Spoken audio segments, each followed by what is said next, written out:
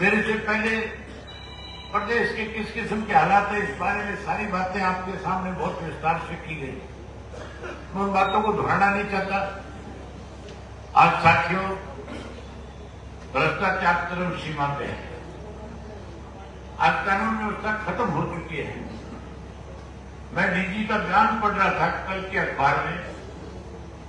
हमारे प्रदेश का डीजीपी जो है उसका बयान था, उसने कहा कि हमने 247 लोग अब तक गिरफ्तार किए हैं। बड़ी हैरानी की बात है, 11 वर्ष हो गए बीजेपी की सरकार को बने हुए।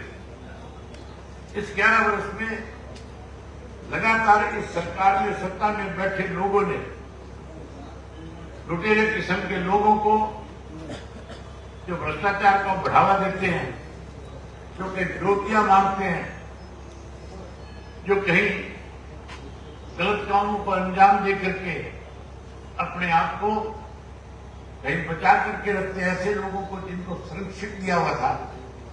आज उस डीजीपी ने इस बात पे मोड़ लगा दी कि आज से पहले, उनके बढ़ने से पहले ऐसे लोगों को सरकारी संरक्षण था, इसलिए ऐसे लोग गिरफ्तार नहीं हुए।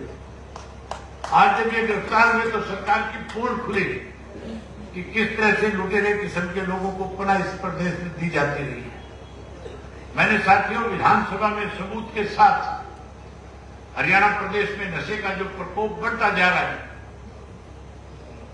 विधानसभा के अंदर सबूत के साथ मुख्यमंत्री के सामने बताया कि कैसे सत्ता में बैठे लोग जो आपकी पार्टी का संचालन करने वाले हैं, वो लोग ऐसे लोगों को अपना कहीं ना कहीं उनको बचाने के लिए उन्हें संरक्षण देने का काम करते हैं।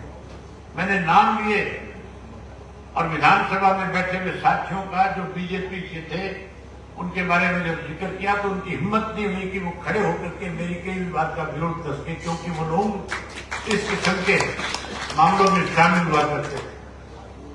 इसलिए आज इस प्रदेश को बचाने की जरूरत है। आज बेरोजगारी बढ़ी हुई है, आज नशा बढ़ा हुआ है। हमारी सोच है, अगर कल को आप इंडियन नेशनल लोकदल पार्टी को सत्ता में लेकर के आओगे तो हमारी 3 बड़ी प्राथमिकताएं रहेगी। सबसे पहली प्राथमिकता होगी बेरोजगारी को जड़ मूल से समाप्त करके हर घर में पढ़े लिखे बच्चे को रोजगार दिया जाए।